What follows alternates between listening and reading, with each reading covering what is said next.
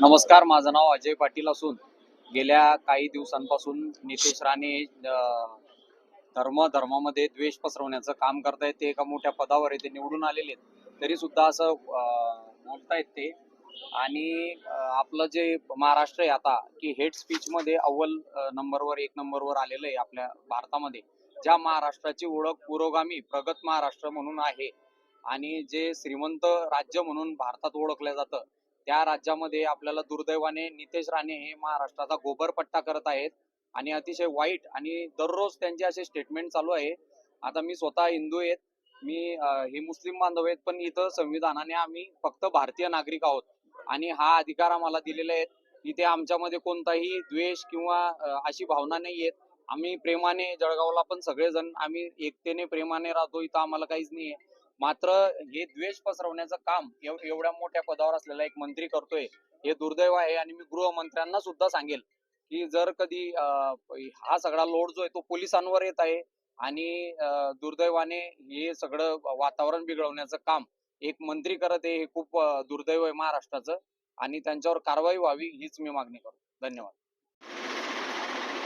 जिस मकसद के लिए जमा हुए हैं वह हमारा निदर्शन कर रहे हैं। हम निदर्शन का मतलब ये रहता है कि सरकार तक हमारी आवाज जाना चाहिए कि हम किस लिए निदर्शन कर रहे हैं, सरकार के खिलाफ क्यों है। सरकार के मंत्री, कैबिनेट मंत्री नितेश राणे जो मत्स्योद्योग और बंदरे मंत्री है, जब वह आमदार थे, जब उन्होंने 30 अक्टूबर 2024 को अपना एफिडेविट किया इलेक्शन के लिए, उस वक्त तो उनपे 38 केसेस थे। उस 38 केसेस में 22 केसेस यही थे कि वो द्वेष, हेट स्पीच करते थे, आपस में दो समाज को लड़ाने की कोशिश करते थे और अपनी पोड़ी शेकत होते। और इसके लिए उनको आज कैबिनेट मिनिस्ट्री मिला है। अब मिनिस्टर मिलने के बाद जो सौगंध ली जाती है, शपथ ली जाती है, वो शपथ का उन्होंने खुलेआम 11 तारीख को उल्लंघन किया है। फिर जब शपथ ले लेते हैं आप, शपथ लेने के बाद आप ये कसम खाते हैं कि अभी मैं मंत्री हूँ महाराष्ट्र का और अभी मैं जो मेरे को संविधान ने राइट दिए हैं और संविधान के तहत मैं चलूंगा, अब मैं किसी समाज का या किसी एक पक्ष का या किसी का मंत्री नहीं है, तो मैं महाराष्ट्र राज्य का हूँ।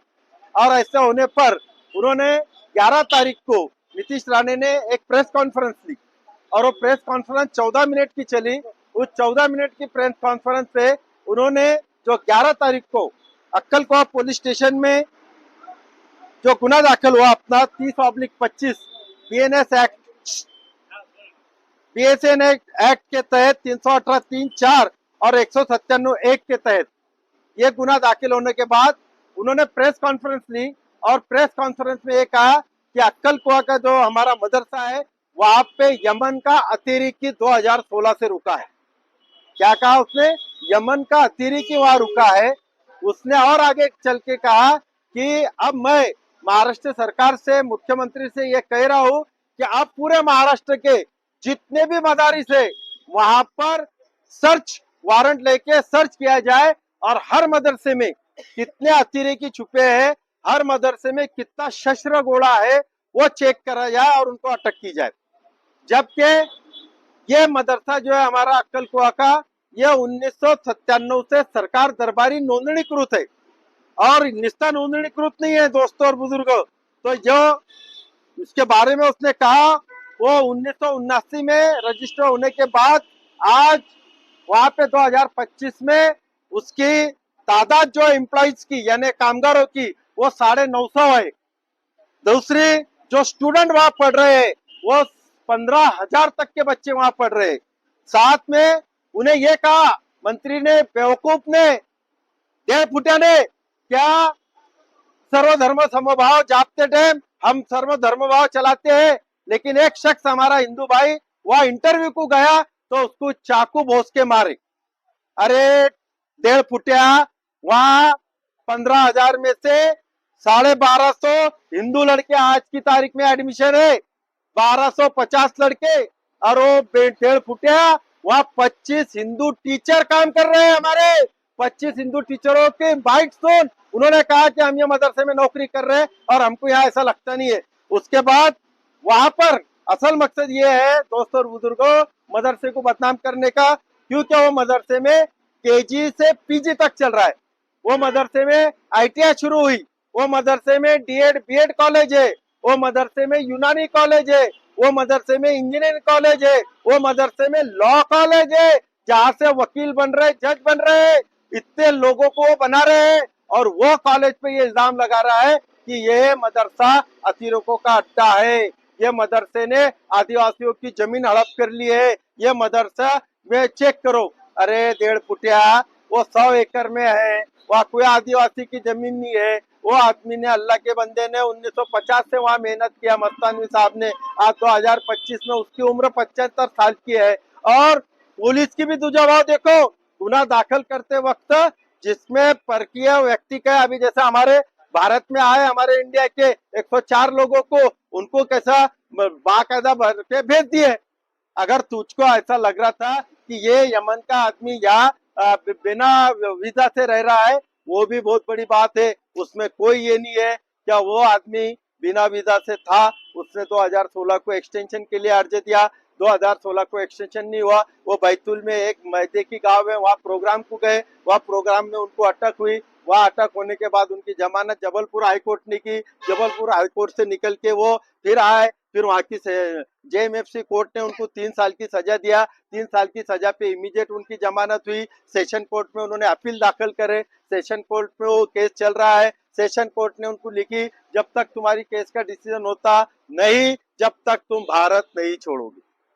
उसके बाद उन्होंने यमन के राजदूत से कांटेक्ट किया, यमन के राजदूत ने कहा, तो हाई कोर्ट ने कहा जबलपुर ने कि इनको यमन के राजदूत के पास रखो। उन्होंने 18 दिन तक रखा यमन के राजदूत ने। 18वें दिन यमन के राजदूत ने होम डिपार्टमेंट महाराष्ट्र के 2014 से इनकी राज चल रही, 2018 को उन्होंने दिया होम मिनिस्टर को कि यह आदमी को हमारे पास रखने की बजाय FOP जहाँ फॉरेन एक्सचेंज रहता है उस पर नंदुरबार में रखा जाए, हमारी कोई प्रॉब्लम नहीं, और हम इसका वीजा एक्सटेंशन का हमारा ये चल रहा है। इसलिए उन्होंने उनके ऑर्डर पे होम मिनिस्टर के लेटर की कॉपी दिए, और वो मदरसे में 2016 से जो शख्स वह अपना नाम, पत्ता, आधार, पैन लेके रह रहा है, वो अतिरेकी हो सकता है 2025 तक के। ये बेवकूफ 1.5 फुटिया बोल रहा है जो वो अतिरेकी है। अरे भाई, जैसे हमारे 18,000 अमेरिका में से अभी आ रहे, कल और एक फ्लाइट से हमारे लोग आ रहे, तो क्या वो अतिरेकी है? जाता है आदमी, कमाने के लिए जाता है, कुछ खोजने के लिए जाता है, तो क्या अतिरिक्त हो जाता है? तो इस तरह से इन्हें इसका करा। और साथ में मदारिस के बारे में तो बहुत कुछ कहते आएगा, लेकिन उसने जो महाराष्ट्र के सभी मदारिस के बारे में ऑब्जेक्शन लिया है, उसके बारे में हम आज उसका निषेध कर रहे हैं। हम मुख्यमंत्री से, मैंने ऑलरेडी कल जिलापेट पुलिस स्टेशन में जाके मेरे नाम से कंप्लेंट दर्ज कर दिया, लेकिन उन्होंने हमेशा की तरह FIR रजिस्टर नहीं किए, तो मेरा एप्लीकेशन ले लिए, मुझे रिसीव दिए। खैर अल्हम्दुलिल्लाह, जिस तरह से हम पिछली केस लड़ रहे, ये भी केस लड़ेंगे हम, क्योंकि उसने बहुत गलत गलत वर्ड यूज करा। उसने कहा ये अतिरेकी है, ये जहरीले है, ये यहाँ पे राष्ट्र विरोधी काम करते हैं, इतने गंदे गंदे अल्फाज करके उसने हमारे खिलाफ बहुत जहर उगला है, जबकि वो हेट स्पीच में आता है। इसलिए हमने आज यहाँ पे महाराष्ट्र गव्हर्नमेंट से ये डिमांड की है की नितीश राणे हे महाराष्ट्र राज्याचे कॅबिनेट मंत्री असून लोकसेवक आहेत, त्यांच्या या मुलाखतीद्वारे त्यांनी दंगा घडवून आणण्याच्या उद्देशाने बेछूटपणे प्रक्षोभन भाषण केलेले आहेत। कारण त्यांनी आपल्या मुलाखतीत असे सुद्धा म्हटले की त्यांनी महाराष्ट्रातील सर्व मदरस्यामध्ये अतिरेकी अड्डे आहेत, अतिरेकी घडवितात, अतिरेक्यांना पोचण्याचे कार्य होते, असे बोलून त्यांनी धार्मिक तेढ व द्वेष वाढवण्याचा प्रयत्न केलेला आहे। त्यामुळे सार्वजनिक शांतता बिघडणे संभवनीय आहे। त्याचे या बेछूट व असत्य वक्तव्यामुळे राष्ट्रीय एकात्मतेला बाधक असे अभ्यारोप त्यांनी केलेले आहेत। लोकसेवक असून त्यांनी विशिष्ट समाजाच्या लोकांना क्षती पोहोचवण्याच्या उद्देशाने कायद्याची अवज्ञा केलेली आहे। तसेच त्यांनी मुस्लिम धर्माचा व श्रद्धांचा अपमान करून धार्मिक भावनावर अत्याचार करण्याच्या उद्देशाने बुद्धिप्रस्पर व दुष्ट हेतूने कृती केली आहे। त्यामुळे त्याच्या बोलण्यावरून समाजातील व खास करून मुस्लिम धर्मीय व्यक्तीच्या धार्मिक भावना दुखावल्या आहेत। त्यामुळे त्यांच्यावर भारतीय न्याय संहिता कलम 2023, 196, 197, 198, 298, 302 प्रमाणे गुन्हा दाखल कारवाई करण्यात यावी, ही आमची एक मुख्य मागणी है। हम सब इस पे राजी है, अल्लाह अकबर बोलना, हम सब राजी है भाई इस पर। इसको सजा मिलनी चाहिए कि नहीं मिलनी चाहिए? नीतीश राणे का 38 केसेस में से 22 वो हेट स्पीच के है। सुप्रीम कोर्ट ये कहता है, सुप्रीम कोर्ट के क्लियर कट डायरेक्शन है कि कोई पुलिस ने राह नहीं देखना चाहिए कि कोई कंप्लेनेंट हमारे पास आए। सुप्रीम कोर्ट की रीट पिटीशन ये कहती है कि सुप्रीम पुलिस ने इमीडिएट उसको दाखिल करना चाहिए, लेकिन हमारी महाराष्ट्र की पुलिस कोई गुना दाखिल नहीं कर रही, इसलिए हमने कल दाखिल किया। इसलिए हम आज गवर्नमेंट को ये कह रहे हैं कि उस पर गुना दाखिल होना चाहिए। गुना दाखिल होना चाहिए कि नहीं? हमारे मदारिस में ऐसा किसी तरह के कोई अतिरेकी नहीं रहते, राष्ट्र विरोधी काम नहीं चलते, फिर भी ये 1.5 फुटिया अगर हमारे को बोलता है तो इस पे एक्शन होनी चाहिए। महाराष्ट्र शासन ने इसका मंत्रिमंडल निकालना चाहिए, इसके आमदार की रद्द होनी चाहिए। ये डिमांड के लिए आज हम यहाँ 1 घंटा निदर्शन करेंगे, साहब को हमारा निवेदन देंगे, और फिर इसके बाद क्या होता है क्या नहीं होता है, फिर उसके बाद हम 10 दिन के बाद अपना और नेक्स्ट इंशाल्लाह प्रोग्राम करेंगे। और जब तक इस पे गुना दाखिल नहीं होता है, हम हमारा घटनात्मक संविधानात्मक हक लढते रहेंगे, इंशाल्लाह लढेंगे ना भाई। बिघडणे संभवनीय आहे, त्याचे या बेछूट व असत्य वक्तव्यामुळे राष्ट्रीय एकात्मतेला बाधक असे अभ्यारोप केलेले आहे। लोकसेवक असून त्यांनी विशिष्ट समाजाच्या लोकांना क्षती पोहोचवण्याच्या उद्देशाने कायद्याची अवज्ञा केलेली आहे। तसेच त्यांनी मुस्लिम धर्माचा बुद्धिप्रस्पर व दुष्ट हेतूने कृती केली आहे।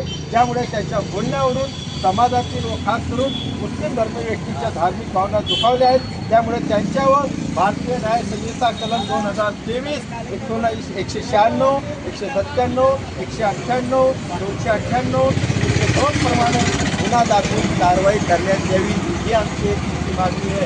हम सब इस पे राजी है। अल्लाह अकबर बोलना, हम सब राजी है भाई इस पर। इसको सजा मिलनी चाहिए कि नहीं मिलनी चाहिए?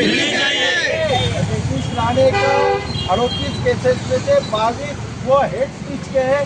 सुप्रीम कोर्ट ये कहता है, सुप्रीम कोर्ट के क्लियर कट डायरेक्शन है कि कोई पुलिस ने राह नहीं देखना चाहिए कि कोई कंप्लेनेंट हमारे पास आए। सुप्रीम कोर्ट की रिट पिटीशन ये कहती है कि सुप्रीम पुलिस ने इमीडिएट उसको दाखिल करना चाहिए, लेकिन हमारी महाराष्ट्र की पुलिस कोई गुना दाखिल नहीं कर रही, इसलिए हमने कल दाखिल किया। इसलिए हम आज गवर्नमेंट को ये कह रहे हैं कि उस पर गुना दाखिल होना चाहिए। गुना दाखिल होना चाहिए कि नहीं? होना चाहिए। हमारे मदारिस में ऐसा किसी तरह के कोई अतिरेकी नहीं रहते, राष्ट्र विरोधी काम नहीं चलते, फिर भी ये 1.5 फुटिया अगर हमारे को बोलता है तो इसमें एक्शन होनी चाहिए। महाराष्ट्र शासन ने इसका मंत्रिमंडल निकालना चाहिए, इसके आमदार की रद्द होनी चाहिए। ये डिमांड के लिए आज हम यहाँ 1 घंटा निदर्शन करेंगे, आपको हमारा निवेदन देंगे, और फिर इसके बाद क्या होता है क्या नहीं होता है, फिर उसके बाद हम 10 दिन के बाद अपना और नेक्स्ट इंशाल्लाह प्रोग्राम करेंगे। और जब तक इस पर गुना दाखिल नहीं होता है, हम हमारा घटनात्मक संविधानात्मक हक करते रहेंगे, इंशाल्लाह लढेंगे ना भाई। हरभाई काय सांगाल, काय आपण निदर्शन होतं आणि आपली काय मागणी आहे? आम्ही एक जळगाव जिल्हा एकता संघटना व उजाप आमचे जे आहे उपास असोसिएशन यांच्या माध्यमाने आज या जिल्हाधिकारी कार्यालयाला 3 ते 4 वाजेपर्यंत आम्ही निदर्शने केलेले आहेत। कारण की नितीश राणे मंत्री महोदयांनी जे परवाच्या दिवशी मुलाखत देताना अत्यंत घाणेरडे शब्द, अत्यंत व्यत्यय आणणारे शब्द, अत्यंत हेट स्पीचचे द्वेषपूर्ण असे त्यांनी अरबी मदरस्यांच्या बाबत वापरलेले आहेत। अक्कलकुव्याच्या मदरस्याबाबत एक गुन्हा दाखल झालाय, त्याबद्दल त्यांनी पत्रकार परिषद घेतली होती, परंतु त्या पत्रकार परिषदेत त्यांनी त्या अक्कलकुव्याच्या मदरस्याच्या बाबत की त्या ठिकाणी यमनचा अतिरेकी 2016 पासून थांबलेला आहे, असे सगळे अतिरेकी महाराष्ट्रात ज्या ज्या ठिकाणी मदरसे त्या त्या ठिकाणी सगळे अतिरेकी थांबलेले आहेत। आणि त्या अतिरेक्यांसाठी सर्च ऑपरेशन महाराष्ट्र सरकारने सुरू करून तेथील शस्त्रगोळा सगळा जमा करायला पाहिजे, तिथले अतिरेकी जमा करायला पाहिजे। ते राष्ट्रविरोधी कृत्य करतात असे अनेक प्रकारचे त्यांनी द्वेषयुक्त असे भाषण या ठिकाणी केलेले आहेत। त्यामुळे आज आम्ही एकता संघटनेतर्फे त्यांचा या ठिकाणी निषेध केलेला आहे। एवढंच नव्हे तर आम्ही काल जिल्हापेठ पोलीस स्टेशनला जाऊन वैयक्तिकरित्या मी पोलीस तक्रार त्यांच्या विरोधात दाखल केलेली आहे, परंतु नेहमीप्रमाणे पोलिसांनी अर्ज म्हणून त्याला ट्रीट केलेला आहे। म्हणून आम्ही निदर्शनाद्वारे आज शासनाला, पोलीस अधीक्षकाला व जिल्हाधिकाऱ्यांना हे सांगू इच्छितो की त्यांच्या विरोधात भारतीय न्याय संहिता कलम 196, 197, 198, 298, 302 प्रमाणे त्यांच्यावर कारवाई करण्यात यावी। कारण की त्यांनी 2 समाजात तेढ निर्माण करण्याचा प्रयत्न केला, आणि सगळ्यात महत्त्वाचं की त्यांनी आपल्या पत्रकार परिषद हे सांगितलं की अक्कलकुवाच्या त्या मदरस्यामध्ये एक हिंदू बांधव प्रोफेसर इंटरव्ह्यूला गेला असता त्याला चाकूने भोसकण्यात आलं। मी तुम्हाला सांगू इच्छितो की त्या मदरस्यामध्ये आजही 15,000 विद्यार्थ्यांपैकी 1250 विद्यार्थी हिंदू समाजाचे आहे आणि 25 शिक्षक हे हिंदू समाजाचे आहे. आपण त्यांचे पगार पत्रिकाही मी तुम्हाला देऊ शकतो. अशा प्रकारे त्यांनी हिंदू समाजाला भडकवण्याचा प्रयत्न केला की तिथे जर कोणी हिंदू समाज गेला तर त्याला ते चाकूने हल्ला करतात. वास्तविक पाहता त्याच्या वेगळी परिस्थिती आहे. अशा या मंत्री महोदयाने जी शपथ घेतली त्या शपथेचं उल्लंघन केलेलं आहे. म्हणून आमची आज मागणी आहे की त्यांच्या विरोधात त्वरित शासनाने कडक कारवाई करावी आणि त्यांची मंत्रिपदापासून हकालपट्टी करण्यात यावी. हे अजय पाटील पण करायचं काय या मुसलमानांना पुरा बोलणाऱ्यांचं करायचं काय या नितेश राणेचं करायचं काय